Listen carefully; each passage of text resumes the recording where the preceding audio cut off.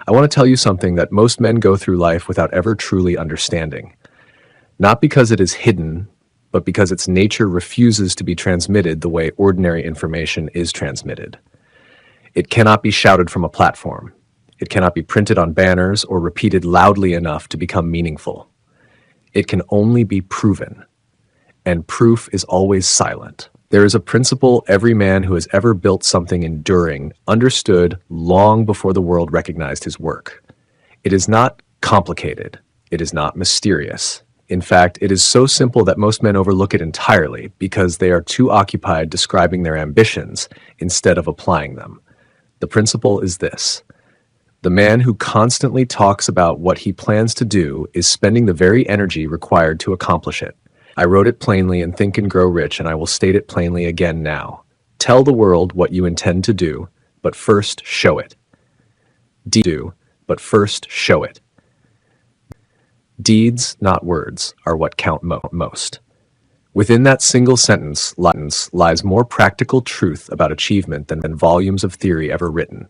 And in this lesson, I intend to unfold that truth completely, law by law, example by example, until it is merely understood intellectually, but applied in practice.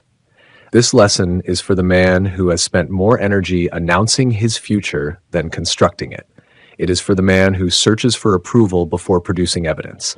It is for the man prepared to realize that his greatest power does not lie in his speech, but in disciplined, concentrated, sustained effort directed toward one definite purpose. Let us begin. Part 1. The man who talks is rarely the man who builds. I want to tell you about a man who possessed a real idea, not a fantasy, but a genuine idea.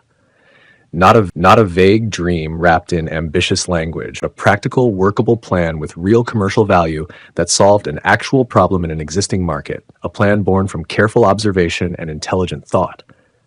He was not foolish. In fact, among his acquaintances, he was regarded as highly capable, and the idea he carried contained within it the seed of genuine success if it had been properly cultivated. But he spoke about it constantly. He discussed it over dinners where men listened with curiosity and offered opinions.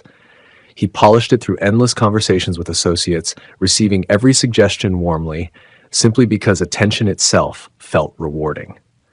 He carried the idea into social gatherings, business lunches, and private conversations with friends.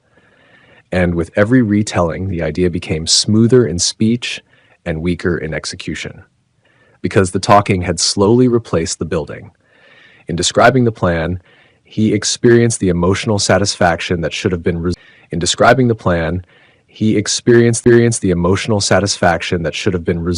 for accomplishment. While he talked, another man listened. That second man recognized the same opportunity in the same market. He said nothing. He went home and began building. He made no public declarations. He sought no reassurance. He measured every working hour against one question alone. Does this move the plan forward, or does it not? Months later, the first man opened a newspaper and discovered the second man's successful venture. And in that silent moment, he understood what no article could fully explain. The idea had once belonged to him, but the result belonged to someone else. The difference was not intelligence, not luck, not circumstance. The difference was painfully simple. One man talked, the other worked. I expressed this principle as directly as I could in Think and Grow Rich. If you talk more than you listen, you not only lose opportunities to gain knowledge, but you reveal your plans to people who may take satisfaction in defeating you because they envy your ambition. Read that carefully. Not as paranoia, but as human nature. Every person seeks advancement in his own way. When you expose your plans too early, you hand others information they can consciously or unconsciously use. Against you. Some will discourage you intentionally. Others will do it casually through doubt, criticism, or questions that quietly weaken momentum. But the greater damage does not even require opposition. It requires only the habit of talking itself. Because every truly accomplished man I have ever studied possessed one universal quality. And every man who merely cultivated the appearance of ambition lacked it entirely. That quality is this: the man who truly possesses confidence never feels compelled to announce it. I stated this in the Law of Success, and I repeat it now. Self-confidence should never be proclaimed except through intelligent, constructive action. The man who announces his confidence before results exist is not demonstrating certainty, but compensating for its absence. He offers words where proof has not yet appeared. The genuinely confident man offers words where proof has not yet appeared. The genuinely confident man allows others to discover his strength through his work. He proceeds quietly, and when the work is complete, the world recognizes what he is without needing explanation. His achievements speak farther and last longer than his voice ever could. At one point in my own career, I adopted a principle I have followed ever since. A man publicly attacked my work in print. His accusations, if unanswered, might have damaged what I had spent 2 decades building. The temptation to respond was powerful. More than once I sat before my typewriter, preparing a reply sharp enough to wound him thoroughly. But eventually I made a decision. I could waste my energy defending myself, managing criticism, and fighting back. Or I could invest that same energy into advancing my life's work and allow the quality of that work to become my answer. I chose the latter. I made it a permanent rule. The words I kept before me were these. By their deeds, I made it a permanent rule. The words I kept before me were these. By their deeds, you shall know them. If your actions are constructive and your conscience is clear, you will rarely need to explain yourself. Your work will do the explaining. That is the first law of this lesson. Tell the world what you intend to do, but first, show it. Not as a temporary strategy, but as a governing principle for how you spend the limited energy of your life. Deeds, not words, are what count most. Part 2. The energy wasted in noise. I once witnessed one of the most revealing scenes of human behavior in a department store in Chicago. I had entered without any important purpose, but what I observed at the complaints counter held my attention so completely that I remained watching for nearly half an hour. A long line of customers stood before the desk. Some were impatient, some were unreasonable. Some spoke with the kind of irritation that easily provokes anger in ordinary people. Unreasonable. Some spoke with the kind of irritation that easily provokes anger in ordinary people. Yet the young woman behind the counter received every complaint calmly. Every harsh word, every unfair accusation, every unnecessary insult. She responded with composure and grace that seemed almost unnatural. Only later did the manager explain the remarkable truth. The young woman was completely deaf. She could not hear a single word directed at her. An assistant standing behind her summarized each complaint on slips of paper, stripped of all emotional hostility. She received only the facts, not the venom surrounding them. Not the venom surrounding them. And because she could not hear the emotional attack, she could not be emotionally controlled by it. The manager told me he had chosen a deaf woman for that position because no other employee possessed enough self-control to endure it. I have remembered that woman every time I felt tempted to answer provocation with provocation. Her silence was not weakness. It was power. Customers approached her desk like wolves and walked away subdued, often embarrassed by the calm they had failed to disrupt. From that moment, I understood something important. The people who master themselves eventually master their environment, regardless of what role they occupy. Now consider the opposite example. A friend of mine in the printing business once lost a contract worth more than $10,000 because he lost control of his temper. The evening before our meeting, he had overeaten during Thanksgiving dinner, and the next morning his discomfort shortened his patience. When a client asked an innocent question in imperfect English, my friend misunderstood it and responded sharply. The client quietly excused himself, placed the order elsewhere, and never returned. $10,000 lost because of a few uncontrolled words spoken before judgment had examined them. This is not unusual. It is one of the most common tragedies in business and in life. Most men have no discipline regarding their speech. They speak impulsively. They explain, complain, argue, and announce endlessly. Then they wonder why their efforts produce so little. After studying thousands of lives, I discovered that one of the most destructive forms of weak self-control is excessive talking. Men who know exactly what they want guard words carefully. There is little profit in uncontrolled speech. Listening always produces greater returns than talking. A wise listener occasionally gains new knowledge, but the man who speaks constantly hears only the echo of his own opinions, while freely revealing his intentions to a world that owes him no protection. There is another form of damage more subtle but equally dangerous. The habit of speaking before thought is complete. The habit of expressing unorganized opinions simply because speaking feels productive. This habit develops what I once called a grasshopper mind, a mind that jumps endlessly from subject to subject, a mind that starts many things and finishes none, a mind that confuses conversation with construction. At the end of the day, such a man has produced neither achievement nor understanding. Careless thinking creates drifting, and drifting repeated often enough becomes permanent through what I later described as hypnotic rhythm, nature's law by which repeated habits solidify into character. Eventually, the man no longer drifts by choice. Drifting becomes his condition. Eventually, the man no longer drifts by choice. Drifting becomes his condition. Now consider the energy equation. The energy most people waste through gossip, argument, explanation, and unnecessary speech would, if organized properly, be sufficient to build the very life they desire. But most people possess no definite purpose, and empty minds naturally fill themselves with the noise of other people's opinions. You possess complete authority over the thoughts permitted to dominate your mind.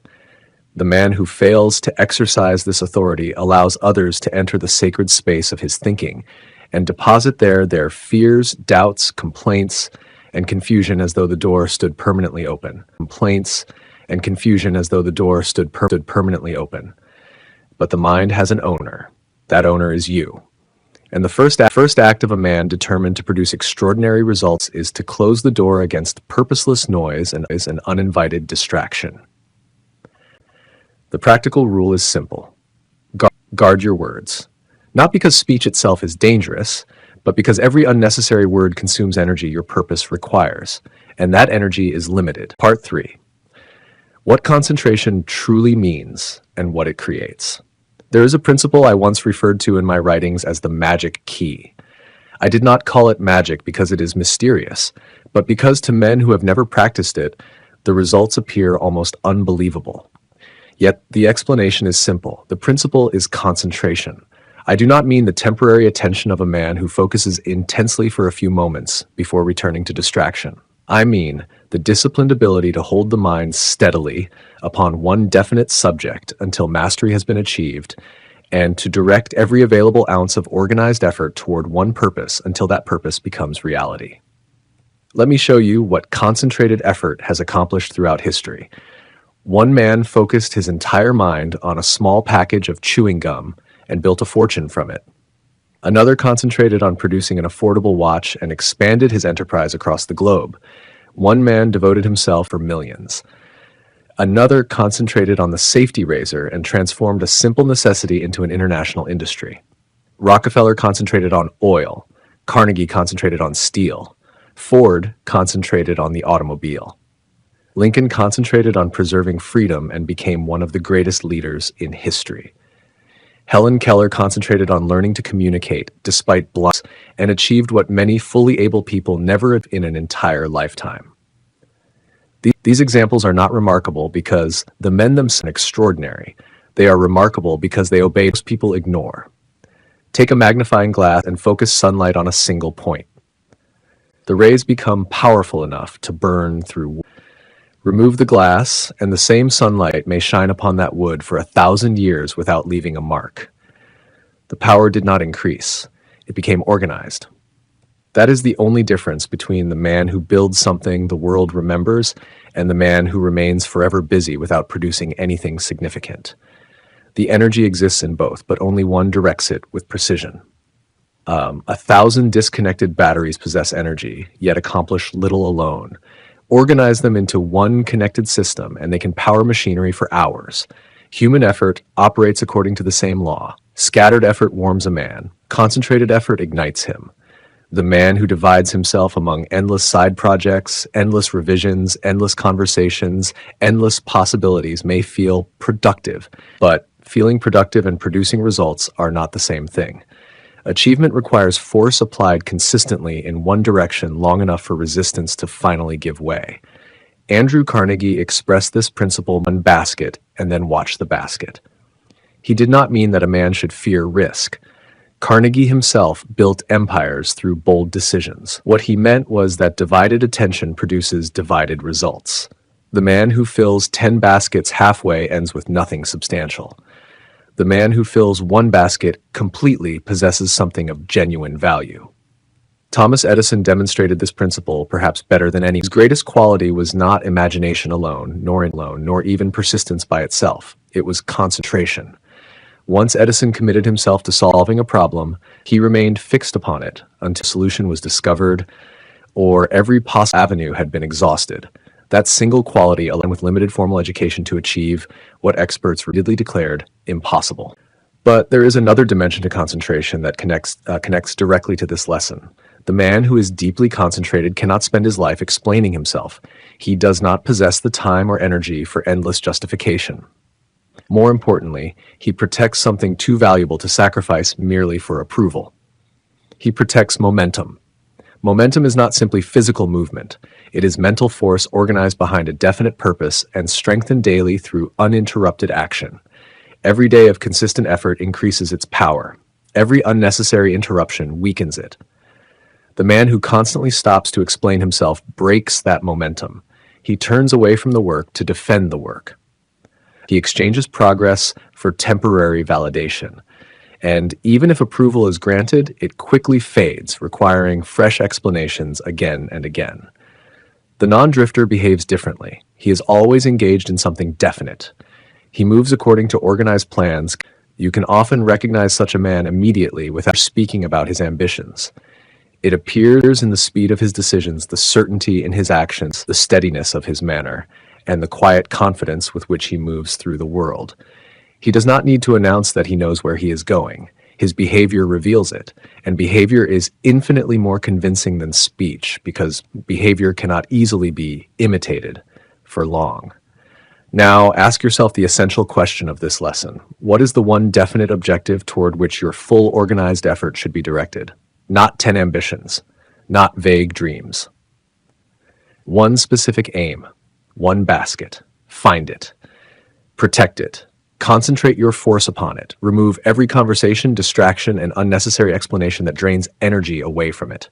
Then continue building quietly until the results become impossible to ignore. Part 4. The penalty of leadership and why success attracts resistance. Every man who builds something meaningful eventually encounters a moment. It is the moment opposition begins to appear. Not always open opposition, not always direct enemies. Often it arrives in subtler forms. It comes through whispers, quiet criticism, withdrawn support, doubtful expressions, and the strange cooling of people who once seemed friendly. It arrives warning and often without clear reason. This opposition never appears while a man is insignificant. It begins precisely when his work starts becoming visible enough to provoke discomfort in those who have not achieved similar progress themselves. There is a law operating beneath this phenomenon. I described it years ago and have found it as reliable as gravity itself. Mediocrity rarely attracts attack. Extraordinary achievement almost always does. No one wastes energy criticizing work that poses no threat. But the moment a man begins producing something admirable, something ambitious, something capable of surpassing others, resistance appears naturally. Jealousy awakens most fiercely in the presence of visible excellence. The mediocre man is generally ignored. The exceptional man becomes a target. That is the price leadership demands. When Fulton planned the steamboat, few cared enough to oppose him. But as the launch approached and success became possible, Ford built his automobile empire. Experts loudly predicted collapse for years.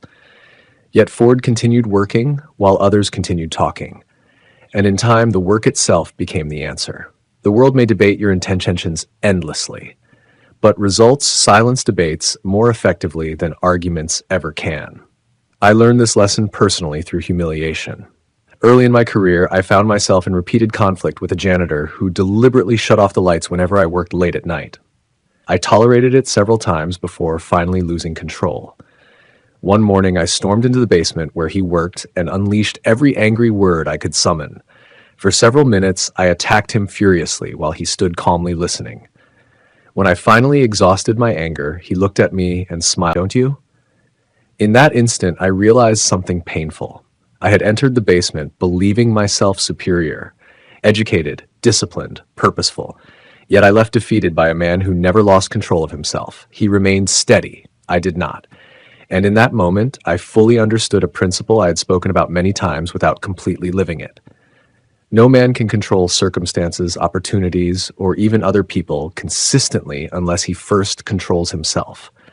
That experience changed me permanently. Decision that I would never again allow another person away from my purpose through emotional reaction. I recognized that my energy was too valuable to waste defending myself against provocation. Something remarkable happened afterward. My work improved. My words carried greater weight. My voice expanded, not because I became softer, but because I became harder to destabilize. A man who can easily be shaken develops a kind of gravity others not expect. The principle behind this is simple. The man who spends his time fighting every critic divides his own force. He redirects energy away from creation and toward defense. In doing so, he slows his own progress. But the man who returns immediately to his work while critics continue speaking consolidates his strength. Every hour he builds while others argue widens the gap between them. Eventually, the evidence becomes so overwhelming that criticism loses relevance altogether. The world rarely remembers destroyers for long. It remembers builders. So when opposition appears, when people question your motives, doubt your direction, or mock your progress, answer them in the most powerful language available. Return to your work. Add another hour. Build another piece. Improve another skill. Do it quietly, because in the end, Part 5. The silent discipline that transforms ordinary men. I want you now to picture an ordinary day. Not the dramatic day of a famous leader. Not the day history remembers. Just a normal working day in the life of a man who has made one decision most people never fully make. He has decided exactly what he is building. Not vaguely. Not emotionally. Not in the loose language of ambition most men hide behind. He has identified a specific objective with measurable results, a definite timetable, and a clear direction of effort. His purpose exists in his mind with the clarity of architectural plans before construction begins. Because of this, he wakes differently. He does not spend the first hour of the morning wondering what deserves his attention. That decision has already been made long ago. His energy moves immediately toward the objective. The first hour belongs to the mission. So does the second. And every hour not absolutely claimed by unavoidable response. He does not announce this routine publicly. He does not post constant declarations of discipline or broadcast every movement toward the goal. Not because secrecy itself is important, but because explanation consumes time, momentum, and emotional energy that the work itself requires. At the end of such a day, very little appears dramatic from the outside. He has not argued with critics. He has not defended his vision to doubtful observers. He has not searched for applause from people who contribute nothing to the construction itself. He has simply worked, quietly, repeatedly, directly. And that is exactly why most people overlook the true nature of achievement. As genuine progress rarely looks exciting while happening. It looks repetitive, controlled, almost boring. But over the course of years, this ordinary discipline produces extraordinary outcomes. The man who repeats these days consistently eventually creates something the world suddenly calls surprising, even though the result was built hour by hour long before anyone noticed it. I once described the psychology of such a man in great detail because I found him fundamentally different from the average drifter. The non-drift with organized intention. He possesses a major goal supported by smaller goals that all point toward the same destination. His decisions reflect internal order. His actions carry direction. You recognize him not because he constantly speaks about ambition, but because certainty quietly appears in everything he does. His movements are purposeful. His answers are direct. His attention is not scattered among endless distractions. If you Ask him a question. He responds clearly because he has already spent time thinking clearly. He does not wander through endless explanations searching for his own position while speaking. He already knows his position before the conversation begins. One of the most important characteristics of this kind of man is that he possesses a mind of his own and actually uses it consistently. Most people do not. Most people surrender large portions of their thinking to the pressure of public opinion, random conversation, social expectation, and emotional reaction. But the disciplined man governs his own mental environment deliberately. He chooses what deserves attention. He chooses which influences gain access to his mind. He chooses which habits deserve repetition. And this brings us to one of the greatest laws governing human destiny, the law of hypnotic rhythm. Every repeated action eventually becomes automatic. Every repeated thought gradually hardens into character. Nature takes whatever a man practices consistently and turns it into part of who he is. The drifter repeats distraction until distraction becomes permanent. He jumps endlessly between impulses, conversations, and unfinished plans until scattered thinking becomes his natural state. Eventually, he no longer struggles to focus because he has trained not to focus. But the disciplined man experiences the same law working in the opposite direction. He repeats concentrated effort daily. He practices self-control daily. He protects his attention daily. And eventually, productivity itself becomes natural to him. He no longer forces himself to work. He works because disciplined action has become part of his identity. That is the real difference between the man who shocks the world and the man who spends his life watching others succeed. It is rarely talent alone, rarely opportunity alone, rarely intelligence alone. More often, it is the accumulation of practice long enough to become automatic. And daily habits remain one of the few things every human being fully control if he chooses to exercise that control deliberately. Now let me give you another example, not from industry or politics, but from ordinary working life. Because these principles are not reserved for famous men, they operate everywhere. Years ago, I employed a young woman as a stenographer. At first, her duties were completely ordinary. She performed the same work expected of anyone in her position and received the same pay. Nothing distinguished her immediately from others around her. One day, I dictated a short motto and asked her to type it. The sentence read, "Your only limitation is the one you establish in your own mind." When she returned the typed page, she told me quietly that the statement had given her an idea that would eventually benefit both of us. I thanked her politely and continued with my work without thinking much about it. But something changed afterward. She began returning to the office in the evenings without being asked. She completed tasks beyond her assigned responsibilities. She answered. Her work began matching and sometimes exceeding my own standards. She never announced a grand plan. She never requested recognition. She never explained her ambitions repeatedly in conversation. She simply increased her value through action. When my secretary eventually resigned, there was no need to search for a replacement. Without formally asking permission, she had already grown into the role through initiative alone. Her work had made the decision obvious long before any title changed officially. Her salary increased many times afterward because she had made herself indispensable through the oldest and most reliable strategy available to any ambitious person. She consistently delivered more value than expected without demanding attention for doing so. That is the silent discipline that changes lives. Not dramatic declarations, not motivational speeches, not temporary bursts of excitement, quiet, repeated, disciplined performance carried out long enough that the world. And the fascinating part is this. When the world finally notices, it often describes the result as sudden success. But success is rarely sudden. Visibility is sudden. Recognition is sudden. The work itself almost never is. Part 6. Let the results speak for you. I want to return now to the sentence that stands beneath everything in this lesson. Tell the world what you intend to do, but first show it. The sequence matters more than the statement itself.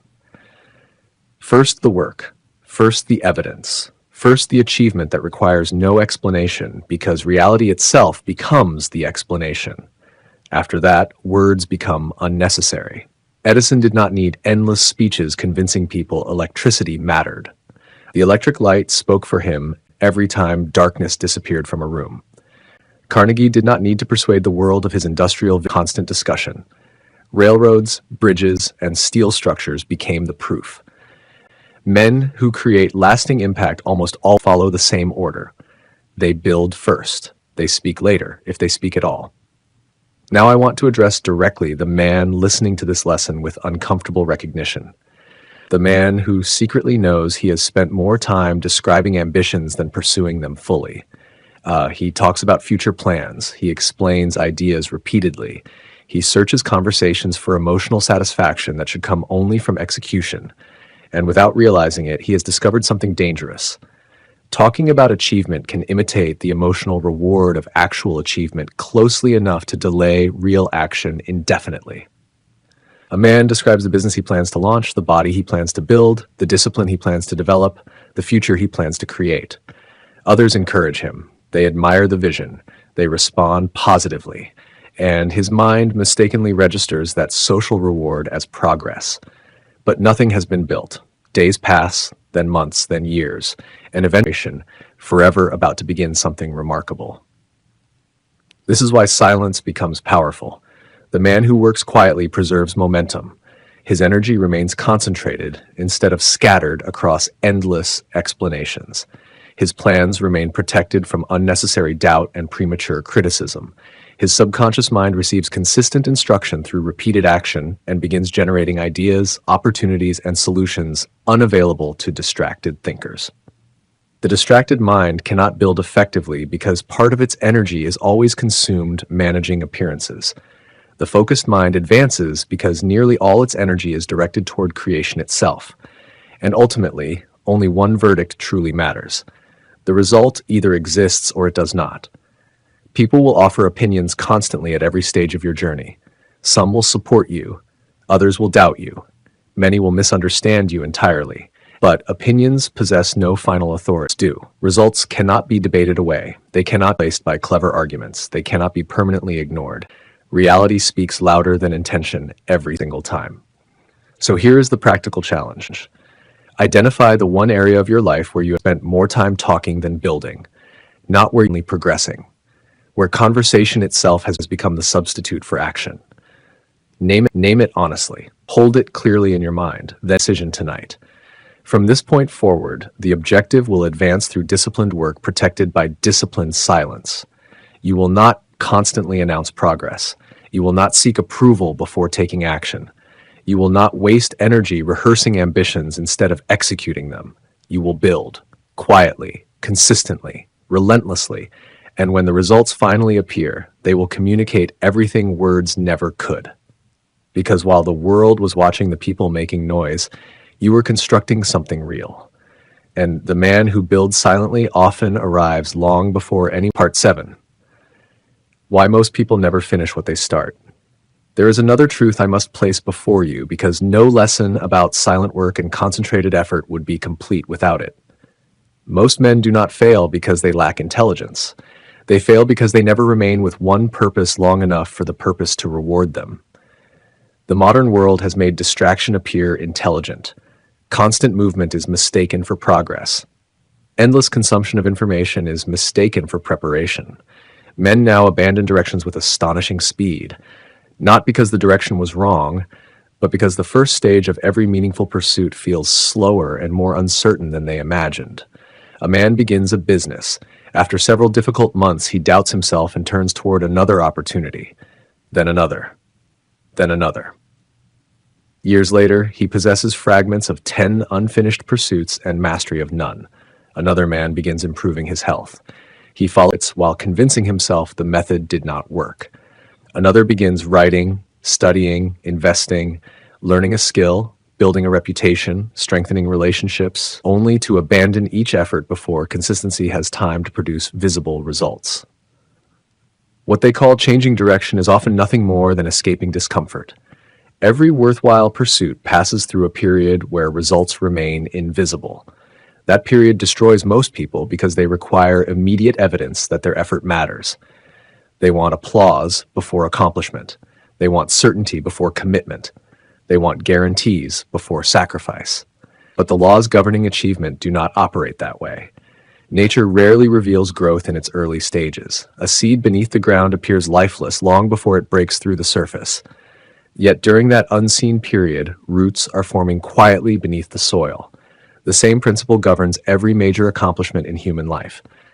Before visible endurance, emotional control, patience, precision of thought, clarity of purpose. Most men quit during the invisible stage because they mistake invisibility for failure. The disciplined man understands something different. He understands that repetition itself is building power even when evidence has not yet become dramatic enough for outsiders to notice. He trusts the process long enough for momentum to compound. This is why persistence matters more than excitement. Excitement is temporary. Persistence is structural. Any man can feel motivated for a few days. Very few can continue working when emotion fades. Ordinary days determine nearly everything. The man who succeeds is usually the man who continued after the thrill disappeared. He continued after praise disappeared. He continued after progress slowed. He continued after people lost interest in his ambitions. And because he continued while others stopped, the gap widened quietly until it became impossible to ignore. I've observed another dangerous habit in unsuccessful men. They continually seek new methods before fully applying the old ones. They confuse novelty with improvement. They move from book to book, strategy to strategy, plan to plan, searching for some magical shortcut that removes the need for prolonged, disciplined effort. But there are no shortcuts around consistent throughout history. Definite purpose, self-control, organized planning, persistence, concentrated effort, accurate thought. These laws built fortunes a century ago and continue building them now. The tools may change, human nature does not. The man who constantly searches for easier paths usually does so because he has not fully accepted the price greatness requires. Every meaningful result demands repetition long after repetition stops feeling glamorous. The pianist practices scales thousands of times. The athlete repeats movements endlessly. The entrepreneur solves problems daily, long before success, page after page before producing work worthy of attention. Mastery is almost always hidden inside repetition.